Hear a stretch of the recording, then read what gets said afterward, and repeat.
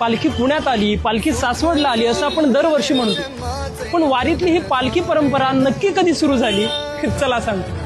1680 नंतर छत्रपतींच्या निधनानंतर महाराष्ट्रामध्ये मुघलांचं आक्रमण वाढू लागलं होतं. आता या आक्रमणामध्ये लोकांची आपल्या परंपरेवरची निष्ठा ही कायम राहिली पाहिजे, ती कुठेही विस्कळीत होता कामा नये, तिला एक बळ मिळावं म्हणून संत तुकाराम महाराज यांचे धाकटे चिरंजीव नारायण बाबा यांनी हा पहिला पालखी सोहळा चालू केला. सुरुवातीची वारी ही देहूहून आळंदीला जायची आणि त्यानंतर आळंदीहून या दोन्ही पालख्या या पंढरपुराकडे जायच्या. स्वतः संत तुकोबा राय आणि ज्ञानेश्वर राय आपल्या सोबत आहेत, ही भावना लोकांना देण्यासाठी हा पालखी सोहळा चालू झाला होता. पुढे 1832 साली या दोन्ही पालख्या स्वतंत्र झाल्या. मग हैबत बाबा आफळकर जे ग्वाल्हेरच्या शिंदे सरकारांच्या सैन्यामध्ये सरदार म्हणून कामाला होते, त्यांनी ज्ञानेश्वरांची पालखी पुढे नेली.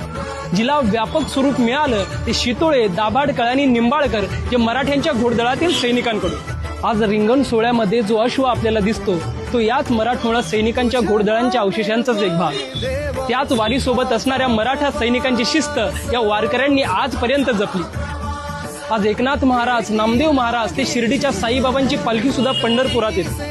अशा असंख्य पालख्या पंढरपुरात येतात आणि त्या जपतात ज्ञानबा तुकारामांच्या या महाराष्ट्राच्या संस्कृतीचा पाया. आणि जिथं शतकानुशतकांचं ब्रीद आहे, राम कृष्ण हरी.